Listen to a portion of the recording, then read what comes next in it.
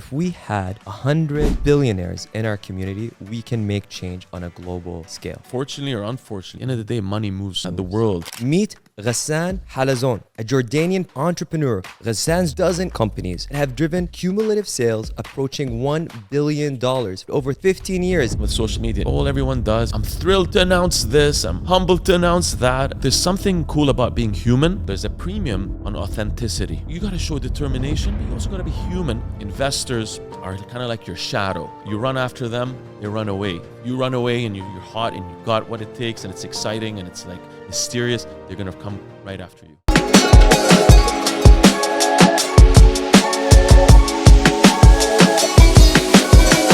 Ghassan, welcome to Yalla Let's Talk. Thank you so much, Hani. It's such a pleasure to be here. But I have to start off by saying I just turned 40, so that whole 40 under 40 thing is down the drain at this point.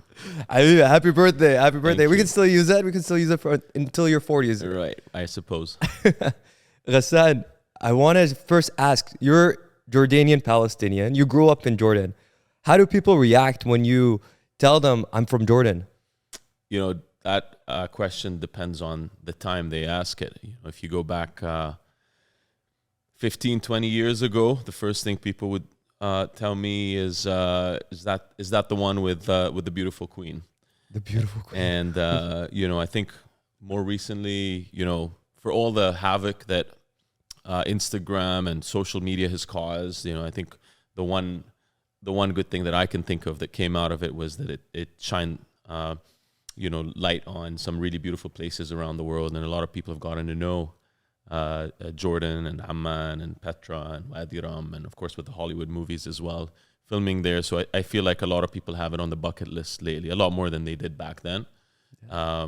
But yeah, no, it's I think always room for conversation around Amman and Jordan, the good, the bad, and the ugly. But overall, love it and consider it home. Obviously, still. I love that, and absolutely lots of beautiful people in Jordan, including the Queen. And I want to just ask and dive a little bit deeper. So you grew up in Jordan, and then you moved to the U.S. for your education. Can you walk us through your journey, how you ended up in Canada? Right. So I moved to. I first moved here in 2002. I went to Montreal to McGill for university, and ended up doing a bit of work around here, and ultimately did my MBA in Washington D.C. at Georgetown, and then ended up in New York on Wall Street for a couple of years, and then ultimately landed on Toronto for the last 14 years now, on the sort of the entrepreneurial track in e-commerce. I love that. So you grew up in Amman, went to Montreal, back to the US, and then now Toronto is home. Right. And what I found very interesting when I was just researching you, Ghassan, is that you have quite the history with Dragon's Den, the show Dragon's Den. Can you tell us a little bit more about that? Yeah, so I mean, when I was in New York doing banking, one of the first things I did to make the entrepreneurial leap was audition on Dragon's Den here in Canada. This was 2010. So pretty much our first startup back then, when I ultimately left Wall Street and came to Toronto, was pretty much launched on the back of Dragon's Den. But interestingly, over the years, as we've evolved, grown, acquired different brands and companies, coincidence or not, I've had a big tie-in with the show. We have over 4 companies that we're involved with that have auditioned on the show. We've acquired one of our companies from Michelle Romano from Dragons Den. She's one of the Dragons now. So we keep these coincidences keep coming up. You know, I don't know what that hints at eventually, but you know, I think that the show has been very, very helpful to us, and you know, we've used that exposure multiple times over by now. Amazing. And you said your first experience with Dragon's Den is you auditioned on Dragon's Den. Can you tell us a little bit more about that company and that experience in general? Right. So that was basically not supposed to happen because I was still fully employed by the bank, by Citigroup in New York. So I had taken a flight and partnered with a couple of guys that I had met online, not like that. And I didn't think about it until now. Right. And you know, so we put this sort of audition as a launching ground for different markets, and you know, at the time, I think now I think a lot of startups go and audition. It's kind of the thing to do as almost like a marketing ploy. But when we did it, very few online businesses were doing Dragons Den. And so, we launched various cities, almost 8 cities, I think, on the eve of the show. It went viral. We had tens of thousands of new members in a single night. So it had a crazy effect. I think probably safe to say that, that experience also led us to seek out other companies using Dragons Den and growing. And ultimately, we acquired a bunch of different brands that have been either invested in or showed up on Dragons Den. So yeah, we have a special relationship with the show. That's incredible. That's incredible. And you mentioned starting your company. What I love about talking to entrepreneurs like yourself is everyone has like a different why and motivation that inspires them to keep going forward. I want to know about your why. Like, why did you start your company? Yeah, so I think like going back there, the dirty little secret was that I really didn't have much of a choice. I was pretty much in not so obvious words asked to leave the bank at Citigroup. I wasn't exactly an amazing banker. I wasn't a great junior banker. I wanted to do all the grown-up things. I wanted to do all the talking. I didn't want to do all the work. So I made for a lousy banker. That's just a fact. And as I started getting word that I was probably going to be leaving soon, whether I liked it or not, I really put my head into entrepreneurship and into startup land, and just happened to come across the wave of social commerce and how social media was changing online shopping and how retail was moving online. So I wanted to dip my toes in the broader world of e-commerce. And, I think more than anything it was a necessity. You know how they say sometimes, you kind of need that nudge. You need almost, and I don't know why it takes so long for people to go out and do what they need to do. But in my case, it was necessity. I had to figure out, like, I had this urge to do something, but now I had no choice. And that's what made it pretty much a reality. And 14 years later, I've been my own boss and CEO all along through various ventures. So I didn't plan it this way, but it was sort of something that got me to where I am today. I love that, and I feel like a lot of people who are listening are probably relating. If they're not necessarily feeling aligned, or maybe they want to do, like you said, the grown-up stuff, the young entrepreneurs out there, this is your sign. Maybe the corporate world isn't necessarily for you. Right. And it's beautiful to see you taking initiative and actually owning that. And I know you said it's out of necessity, but you could have just, someone could have just been like, let me find another job. Whereas for you, you actually took that motivation and ran with it. Yeah, I'll be honest. Like that was on my mind. Like I was already thinking of starting things. I just never took the leap till I had to. Right? Till you had to. Yeah. Leap of faith. Love that. And now when it comes to Emerge Commerce, so you've, mashallah, did an amazing job building an incredible company. I think a lot of people want to know, like, what's the story of Emerge Commerce? How did you come to where you are today? Yeah, so I think the story of Emerge starts where the story of my last startup ended, which is the one I started back in 2010 when I was much younger. I started at 25. So 3-4 years into that venture, we had grown it tremendously. We had 120 employees. We were in our late 20s, so we were living large, as they say, and it was super exciting for us. And it was really sort of a big growth, go-getter mentality. Much like any other venture-backed businesses, we were losing a lot of money, and eventually, when the space fizzled out that we were in, we had to recalibrate, and we kind of like came out with a couple of punches to the face, as they say. And I really wanted to build a company that was sort of let's say an engine or a machine of everything I learned through my prior venture. And that's to say that Emerge really, which at the end of the day is a portfolio of what we call niche market leaders in e-commerce, was built on this idea that scaling e-commerce and startup companies, for that matter, is extremely expensive. In these days, is no surprise or no secret, but all the, let's call them the Silicon Valley darlings, go out and raise billions of dollars, and they're known to lose billions of dollars before ever turning a profit in some cases. And that just leaves a lot of smaller companies in no man's land, because as you try to compete, you can't compete with multi-billion-dollar funded companies. And then at the same time, your model is chasing growth without a real focus on profitability and sustainability early. So with Emerge, we really wanted to reverse engineer the profitability in by going out and buying proven, profitable, niche market leaders that are smaller, may not be going to $1 billion, but putting them together under one roof and helping them share resources, expertise, technology, that we could build a smarter company that could scale profitably. That was the essence of Emerge. And as I said, it started with our learnings and our relationships from our prior venture when we were much younger. And we poured all of that into what we believe is a more cost-effective, efficient e-commerce company. Amazing, amazing. So, wow, I feel like a lot of e-commerce companies are probably listening to this is like, how can we be part of this? Because a lot of times entrepreneurs have the difficulty, as you mentioned, to scale a company. And I'm curious, just going back to some of the lessons you've learned. You said you started one company and then you moved to Emerge Commerce. Can you share with us some of the hard lessons you had to learn? Right.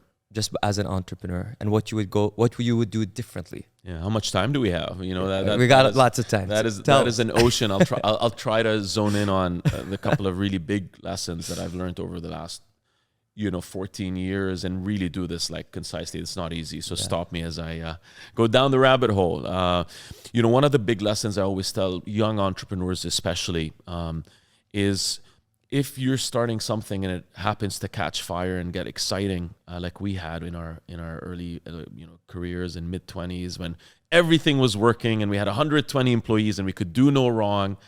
Obviously, that's exactly when things do go wrong. And so my advice always is to entrepreneurs, when they do catch fire and they are sort of growing and it's exciting and they do get those buyout offers early, that I always regret not having taken that quick big exit early, as opposed to all the ambitious talk about going to the moon and to the stars. Because I think that when you're young and you can make a real amount of money, life-changing money, that can then be poured into future ventures where they can be more ambitious, that is a way more enticing alternative than potentially being wrong on your bet and walking away with very little or nothing. Because in the startup land, a lot of companies evaporate. Like it's a statistic, right? 95% of them never make it. And if you go out 5, 7, 10 years, 99% of them might not make it. And so I think that sometimes it's good to be grounded and not think you're invincible when things are amazing. Sometimes you have great luck. Sometimes timing is amazing. And you always want to make sure that if there's, real money to be made early, take it and then relaunch, with strength. And I think that there's that saying, and I don't know if I've heard it or if I made this up, but, the minute you think you're invincible is pretty much the moment you no longer are, right?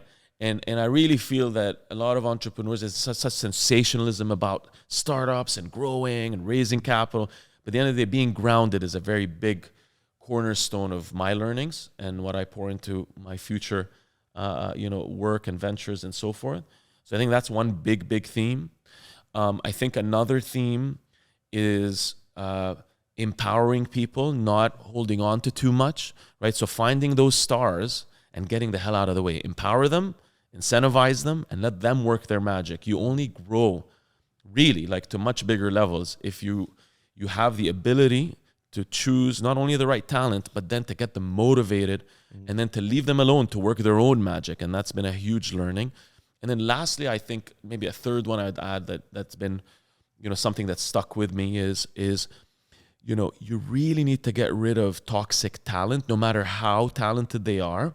If they're not with the culture, if they don't have the basics of respect, humility, under promising, over delivering, that sort of thing, that awareness and that supportive nature and camaraderie, if they don't have those traits, I don't care how good they are. If they're, going to be tough and negative and turn people off, then you're going to start losing, no matter how much they're winning on the micro.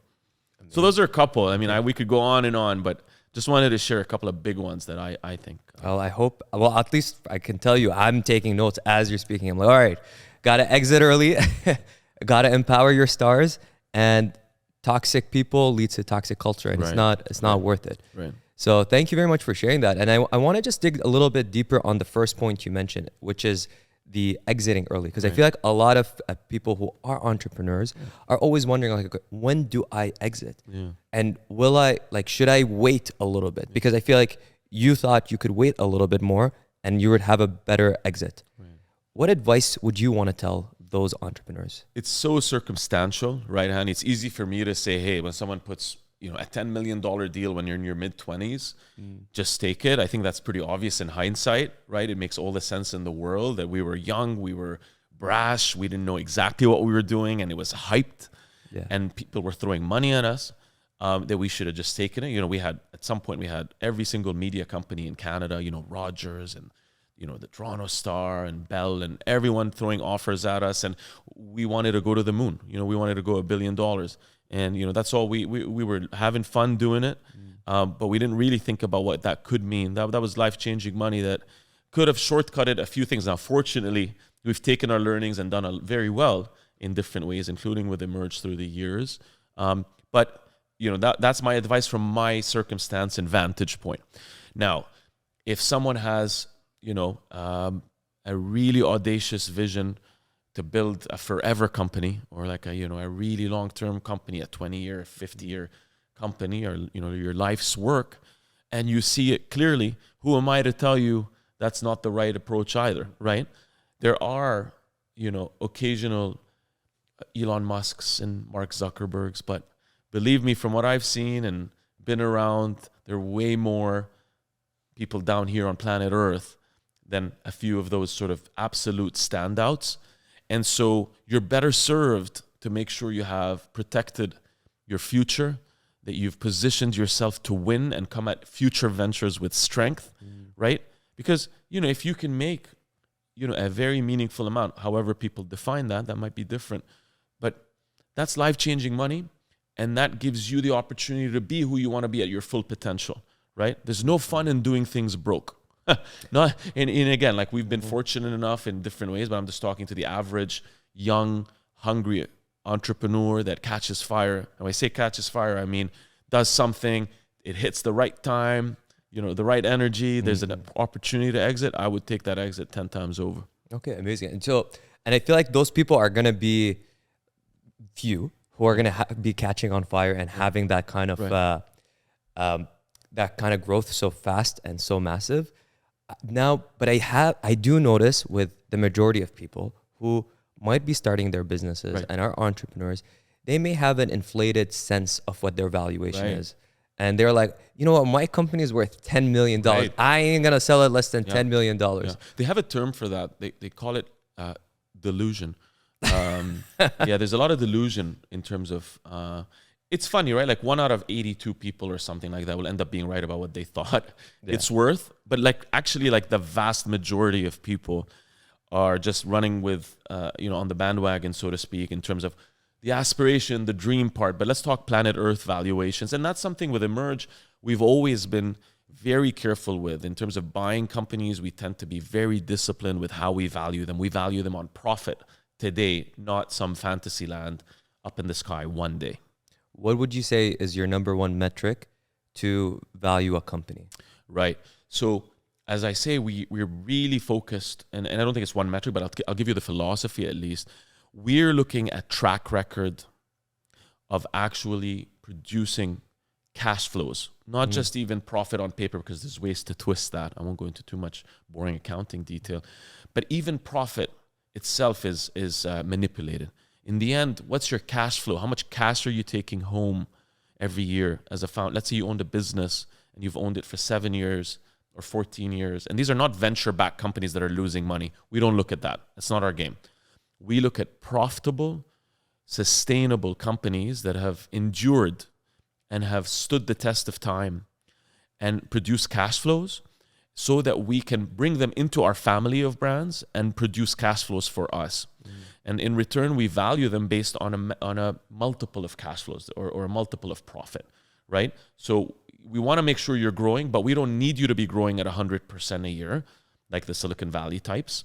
We want to make sure that you're working fine, you're not broken in any crazy way, and that you have predictable enough streams of cash flow that we can pour into our businesses. It's as simple as that, really. Cash flow. cash is king, as they say. Right. It's lasted this long for a reason. Absolutely. Right. And now I'm intrigued with this is that let's say I'm a founder right now. I've had this company for maybe 8-9 years. I'm still stuck maybe at a couple 100K. You know, I'm relatively successful, but I'm thinking now whether I should get an investor or whether I should just sell. Yeah. What advice would you want to give? Oh, to I got that great person? advice here. It really, again, it's circumstantial, but the essence of it, and you really have three buckets, right? You have, I'm going to build forever. This is my baby. I'm going to do it bit by bit. I'm going to be patient. I'm not going to take any capital unless I really need it. And it's going to be very contained and controlled. You have a vision that's going to last, you know, as long as you live. And you get to be patient with it. And no one tells you what the rules are. You make your own rules up, but it's going to take time. It's going to take a lot of time, right? And if you're okay with that and you're more interested in the 25, 50-year vision, that's the path to go. If you're looking to go all the way to the moon and you don't want to bankroll it yourself, A, because you don't have the money, B, it'd be stupid for you to bankroll it because it's always risky, go get someone else's money. So you're going to the venture capital side of the equation. You're going to folks that make 10 bets and hope that one of them sticks. And so you're going to them for big money. And that big money needs to be spent fast. They're not interested in you hoarding it and being careful with it. I had a venture capitalist in our original business that said, you're not going fast enough. You need to burn this money.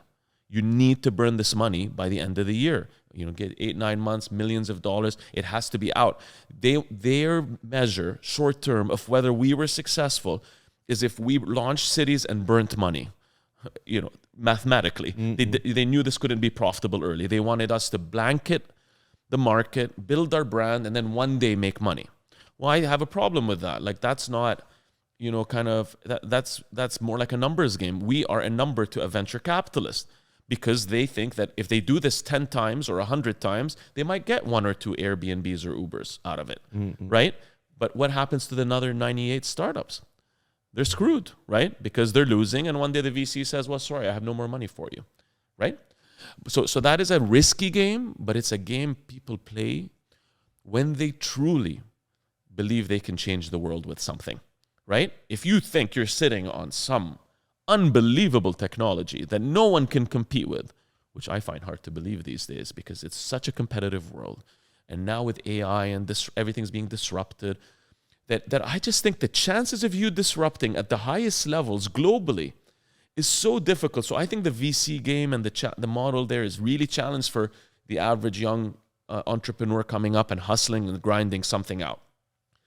So where's the sort of the middle ground is sort of like saying, okay, you know what? I kind of want to raise a bit of capital, but I don't want to do it with the all or nothing crowd. That's where you kind of bring in what I would call the more modern day, like there's some vehicles like crowdfunding, where there's websites where you go out, put up your product, you're a young startup. You might be able to raise money from the masses, raise money from your influencers if you have a special business that influencers have a nice tie-in with, or bring, you know, some angel capital through, you know, there's various forums and things of that nature. So that's sort of a middle ground where you take a bit of quiet capital and you're able to continue with your vision, but you have a bit of capital.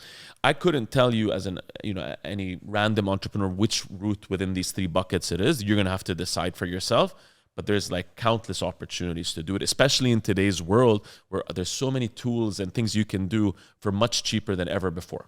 And I really appreciate that you mentioned that it is circumstantial, right? And it depends on you as an entrepreneur. You have to make that decision based on your own circumstances, based on your vision, and based on how you want to grow, both as an entrepreneur as well as a business. Right. Now, let's assume that this entrepreneur wants to get investors. I think there's a lack of awareness about that, how that process works. Like, how do you go to a VC? Yeah. And how does that conversation start? And how do you pick which VCs to go to and which investors you should go for? Right. I mean, listen, I think one of the starting points is that I would ask is what space or sector are you in?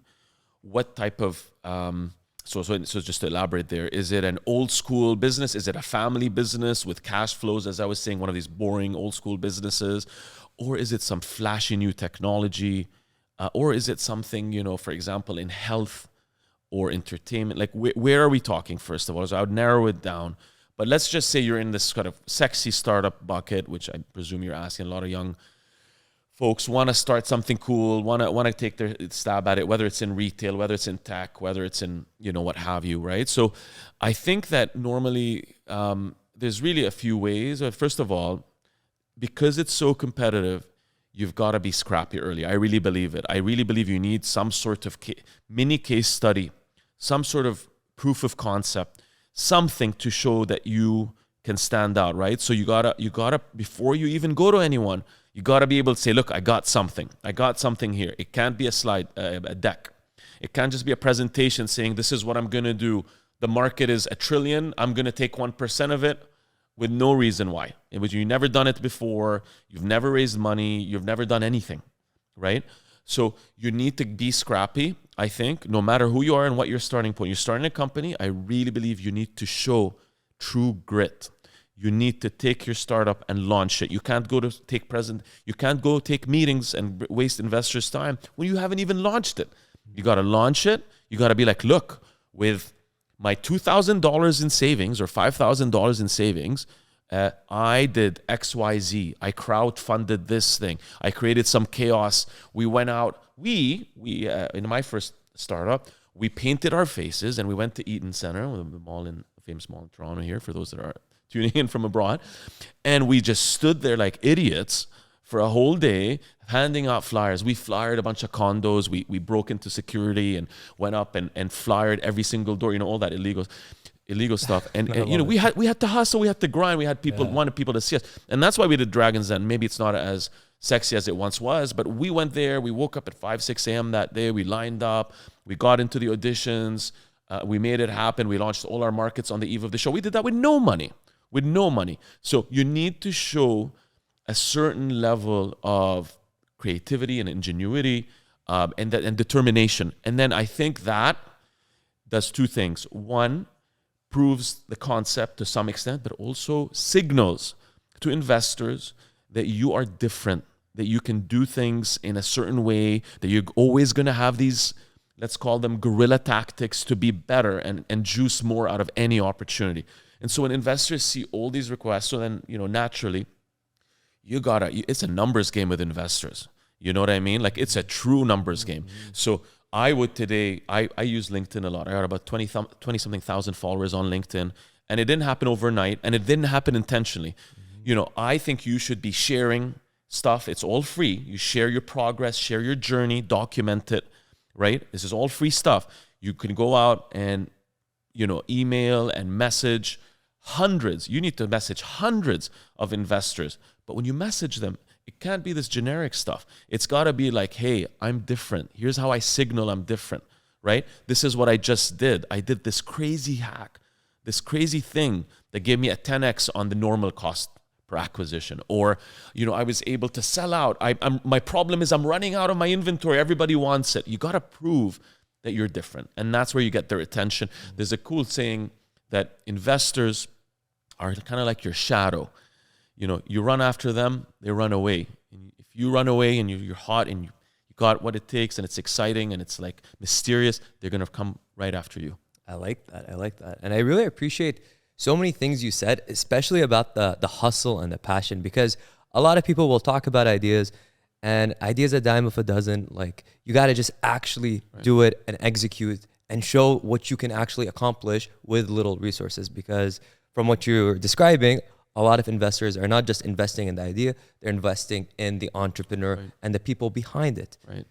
And if you can give someone one piece of advice on the negotiations, on when it comes to talking to investors, as someone who's acquired several companies, what advice would you want to give that person? One of the things that they say around capital raising is ideally do it when you don't need it, which is really tough because most people need it, especially when you're starting off. This is why I emphasize that you got to work some magic, right? Like you've got to deliver some alpha, as they call it, in terms of I got a secret sauce of some sort. If you don't have it, just raising money will prolong the fact that you don't have anything special.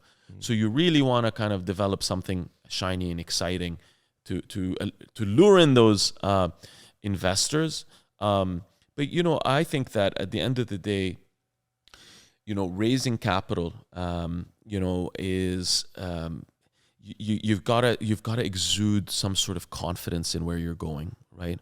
When you're speaking to investors, they're not sizing up just your financials and numbers, because you don't have a lot of them early on, right?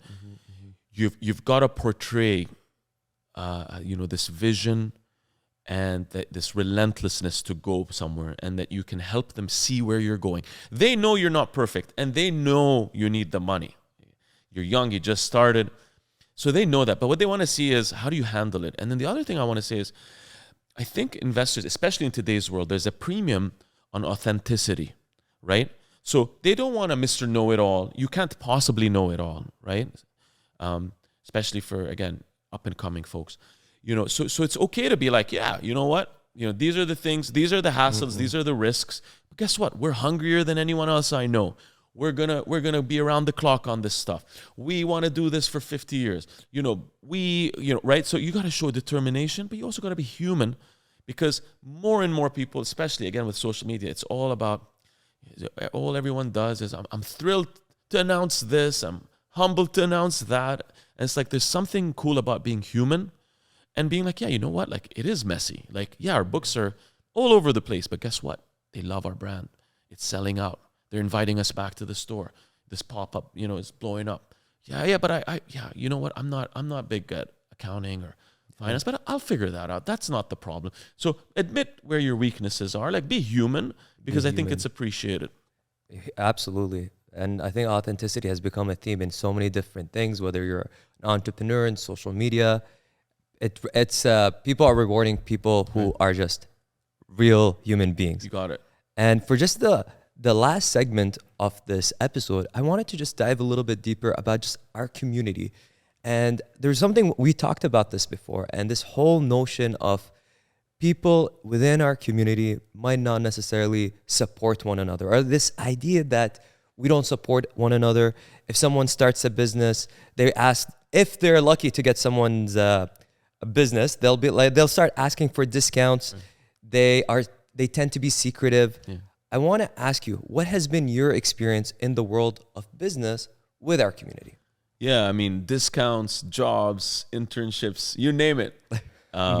It's we've seen it all. But you know what? Jokes aside, I think that and I don't want to embellish, right? Like, at the same time, like, I've just been heads down doing my thing. I think that we're very fortunate to some extent here, and I can only speak from my experience in Toronto, to be able to truly just put your head down and be rewarded for your creativity, for your hard work. So we're fortunate in this part of the world to be able to do that, I must say. In terms of community, to be honest, it's been nothing but support, friendships, relationships. At the end of the day, I don't ask too much from folks around me. I'm happy when people open doors, which has happened obviously a lot over the years, relationships, supporting or promoting our products, but it really hasn't been anything coordinated. Yeah. It's and I don't know if everyone's just busy with their own lives or what have you. I'm sure we could do, all of us, including myself, by the way, we could all do a better job of supporting each other and being more coordinated. And that's why I always find that there are people within our community, but really in general, that you'll find that really have a talent with organizing and genuinely feeling a need to bridge gaps and help people.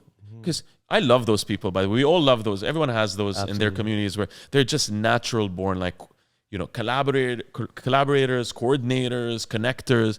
We need more of those. And I think there's a great role for that type of stuff. But I think everyone can do their extra bit to help each other, because I don't really think we particularly do it too well. Very well said. Very well said. And I like the fact that you've had a positive experience. And I'm same. Honestly, I wouldn't. This would not be the target if I had a bad experience. Right. But now the follow-up question that I have is, how do we better support entrepreneurs and small business owners that do come from our community? Elon Musk had a really cool thing he said the other day, and maybe sort of in the last year or so, perhaps. And it really resonated with me. We say, I just had a daughter a year and a half ago or so, and we obviously had my wife had a baby shower and all of that. And he said, like, we have all these baby showers where everyone shows up with gifts and it's like, the baby's coming up and all of that stuff.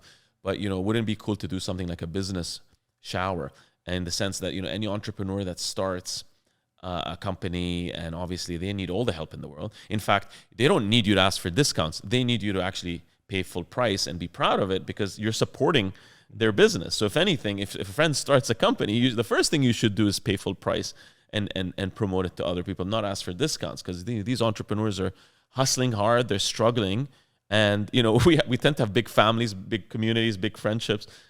So that's a lot of burden, right, on an entrepreneur to handle and support all these discounts. And so I would say that that is a pretty cool idea in one form or the other, in the idea that when someone in the community starts something, there needs to be, and this would be awesome for someone to start, a way for people to coordinate, be like, this entrepreneur started this thing. Let's all, support in our own way, right? So whether it's through business or personal, whether people donate, whether they offer discounts for their own, from their own business to the new entrepreneur in the community, like things that are you see what I'm saying, coordinated. I think there's a lot of things we can do.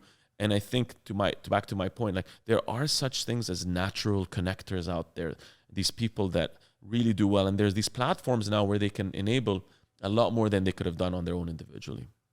Could you share some of those platforms? I'm very curious. I'm talking about nothing fancy here. We're talking about like social media, right? Like building groups. I have a WhatsApp group on some of these things where, it blows up and someone's coming up and doing something and all of us just chime in here or there. I feel like there's a lot of potential, and it doesn't need to be fancy, and doesn't need to be any paid services or anything like that, right? And I love that. And I think a lot of people will echo that sentiment, is when you're an entrepreneur, it feels so nice when a friend is coming to you. Like, I know for myself, with my law practice, whenever a friend comes to me, I 100% I take extra good care of them, and it means a lot. And it shows that, let's now pay it forward for someone else. So someone else might be doing something, I'm going to partner up with that person. That's how we build community. Yeah, and if you allow me to flip that as well for especially young talent and folks looking for not necessarily only entrepreneurship, but looking for their first jobs in startups in the community and things like that, what I urge people to do, instead of what I see a lot of times, is,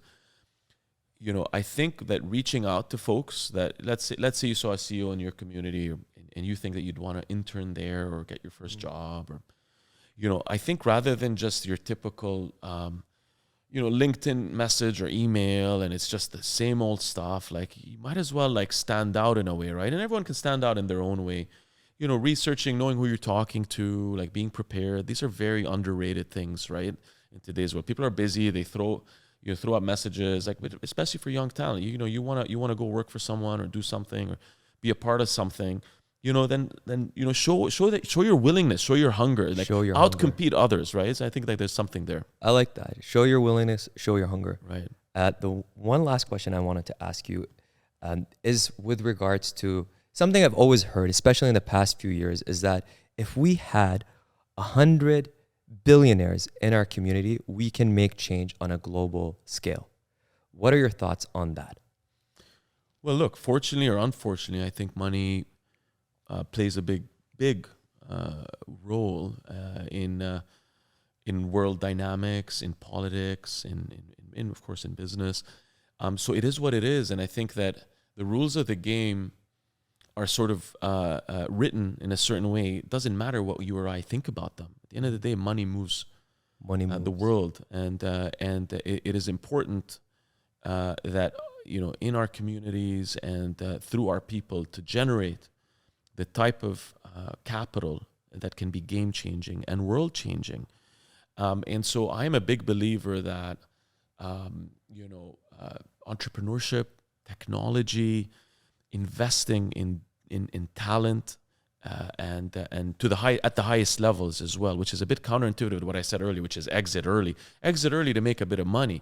But when we talk big picture, we need massive success in the community, and we need that success to then be poured into the growth of our community, into our narrative, into our education, which is something I strongly believe in, into our arts and filmmaking, which I also believe is basically a second version of education over time. And storytelling is a very powerful thing. We have a lot of young talent, some of which has been on your show that I really enjoyed watching and listening to. So I really do believe the answer is, whether people like it or not, in the money. In the money. I 100% agree. And thank you for saying that, because I feel like a lot of people are thinking, how do we actually make change? A lot of it comes down to capital. If you have that, you can then start investing and helping other organizations as well. Right. So, Ghassan, thank you so very much for coming on Yalla Let's Talk today. We spoke about so many different things, including how you can seek investors and how you can scale, as well as how our community can support one another. Now, if there is one last piece of advice you want to give to the audience, whoever is listening, the floor is yours. Yeah, keep it simple. I've been running my mouth for quite a bit today, and I've been enjoying every bit of it. But my only parting words are never, ever, ever give up. Never give up. I love that.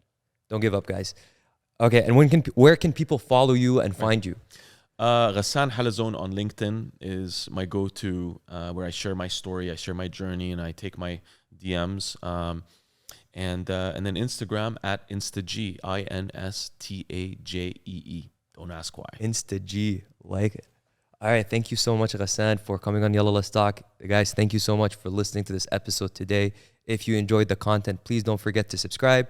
Give us a 5-star rating. Yalla, bye.